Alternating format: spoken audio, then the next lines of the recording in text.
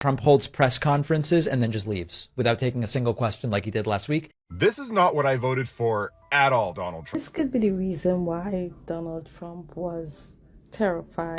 I'm Ben Meiselas from the Midas Touch Network. Donald Trump continues to demonstrate just how terrified he is. He voted for Donald Trump. She supported. The one thing you need to know about politics today is that Trump's Department of Health and Human Services has canceled over $12 billion, billion with a B.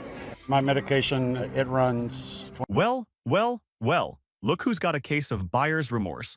The same MAGA diehards who once cheered for Trump like groupies at a rock concert are now standing in the cold, wondering why their bank accounts are empty and why the world suddenly sees America as the problem child of global politics.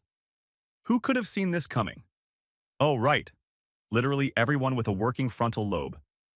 It's been 2 months since Trump 2.0 took office, and somehow he's already managed to outdo the chaos of his first term. The economy, spiraling, international diplomacy, a full-blown dumpster fire, and at home? The country is so divided that even Thanksgiving dinner feels like a political war zone. How you doing?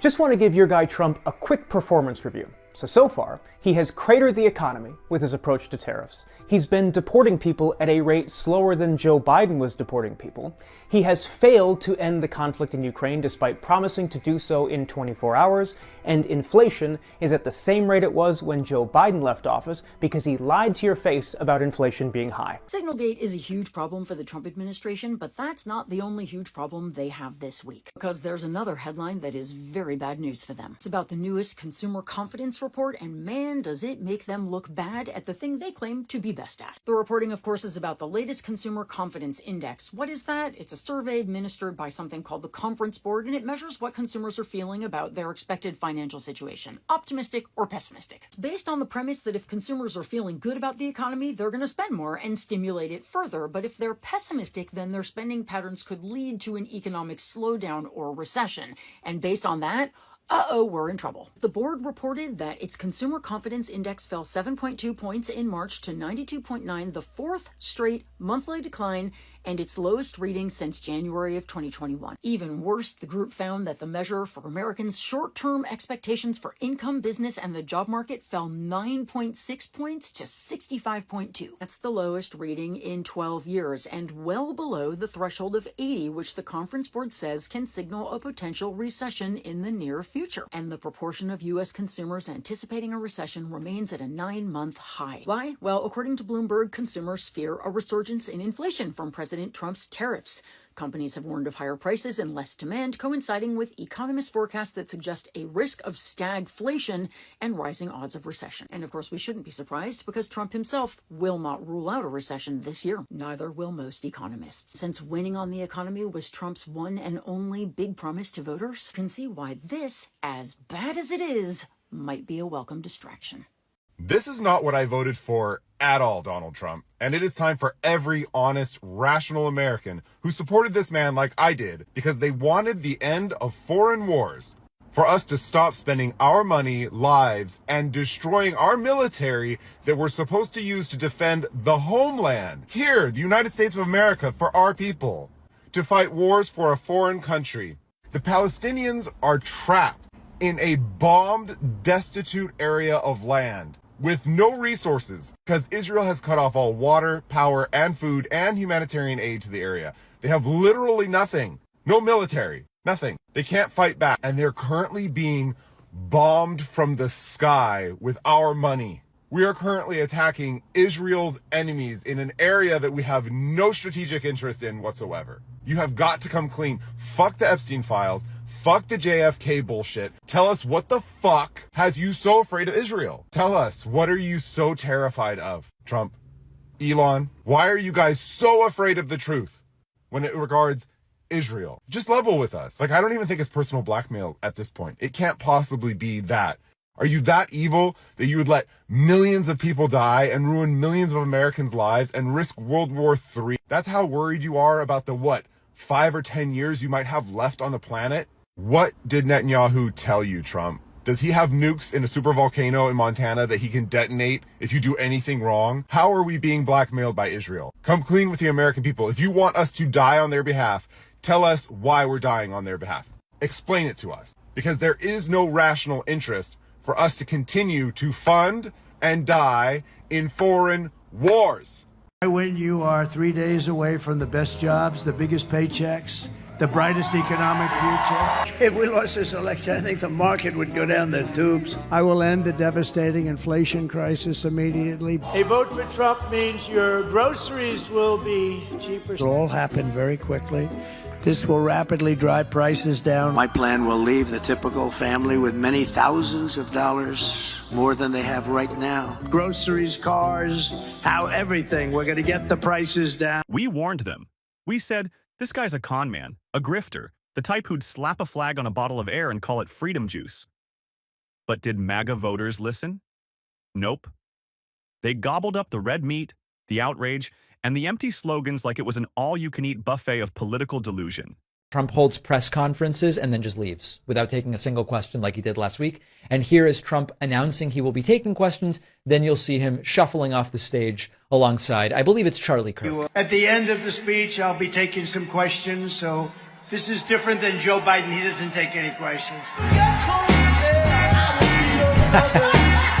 All right. And there goes, there goes Trump without taking a single question from the crowd. So the decline is clear, and it is speeding up. 46 months left in Donald Trump's second term, and I think the biggest question we should ask ourselves is how far are Republicans willing to let him go? Because in the 2 months we've had so far, he has challenged the Constitution over and over and over again, and in the past couple weeks, it has really ramped up. He's ignored federal court orders and proven there really isn't a strong mechanism to punish him for doing that. He's claiming that Joe Biden's pardons are void because without evidence, he says that Joe Biden was unaware of who he was pardoning. And he's attempted to deport people who were here legally by revoking their legal status, like Mahmoud Khalil, and that is blatantly unconstitutional. 46 more months, and it's going to escalate, and Republicans are going to be faced with a very difficult question of what do you value more, Trump or the Constitution? But the very important question is, how far does Trump have to go to get those Republicans who would value the Constitution over him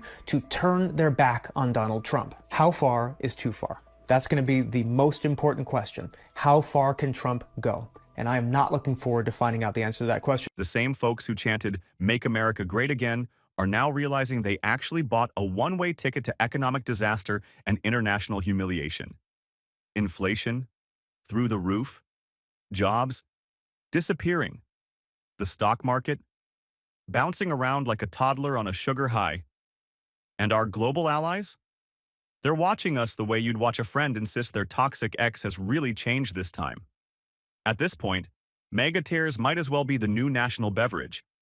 But hey, at least there's some poetic justice, because the same voters who swore Trump would fix America are now realizing they got scammed harder than a Nigerian Prince email victim. Please explain to me, who raised these people? What the fuck is wrong with them? We are huge Trump supporters. If you didn't get the email on Monday, you're safe. And I'm like skipping down the halls, right? Like, you know, I get to stay. Wednesday, late afternoon, I received a notice that I have an appointment, a Teams appointment with my supervisor on Friday at 9 o'clock. So I knew that I wasn't safe anymore. You were skipping down the hall. You were so excited when you thought you were safe. You knew others were suffering and gonna suffer, but you knew you were safe. You were cool with it. Cutting costs and waste and fraud and. We love that big picture. I love that big picture. My friends, you know, we were excited about that because it is true. I could just picture you and your friends, glasses of cheap fucking wine, just laughing over others and how others are gonna get affected. The common theme is, you know, we voted for this.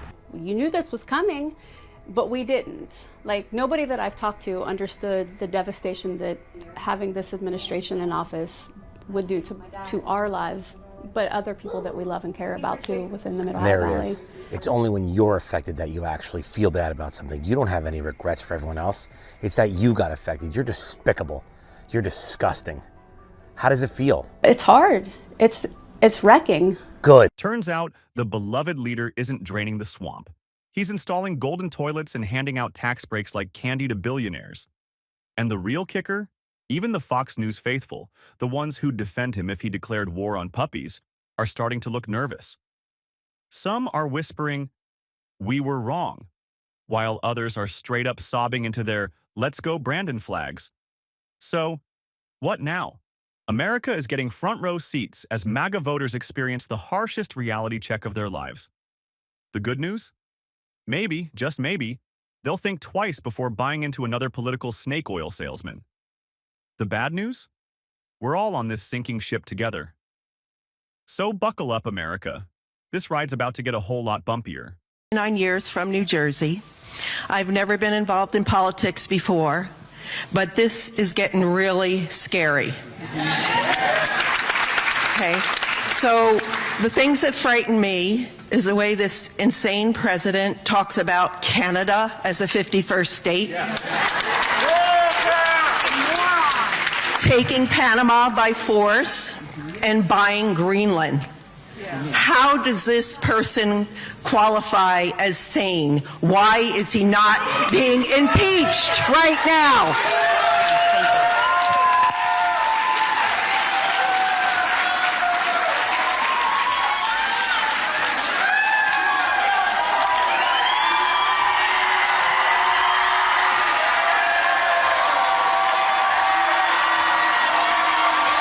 Trump is now calling for the impeachment of Judge James Boasberg, the federal judge who ruled against the Trump administration under the Alien Enemies Act case. Folks, this is the first time Donald Trump has directly called for the impeachment of a federal district court judge. And he's doing it because he doesn't agree with what Boasberg's ruling is, even though Boasberg's ruling is in line with long-standing federal law. In a new Truth Social post, Trump writes, quote, "I'm just doing what the voters wanted me to do. This judge, like many of the crooked judges I am forced to appear before, should be impeached." Now that Donald Trump has called for the impeachment of a federal judge, expect articles of impeachment to be filed in the House of Representatives. To impeach a federal judge, you need a majority in the House and 2/3 to remove him in the Senate. You're never going to get that in the Senate, but Republicans do have a majority in the House. And if Trump pushes on them, well, this could be the start of something very dangerous in America. Recent focus groups in swing states like Michigan reveal a growing unease among former Trump supporters.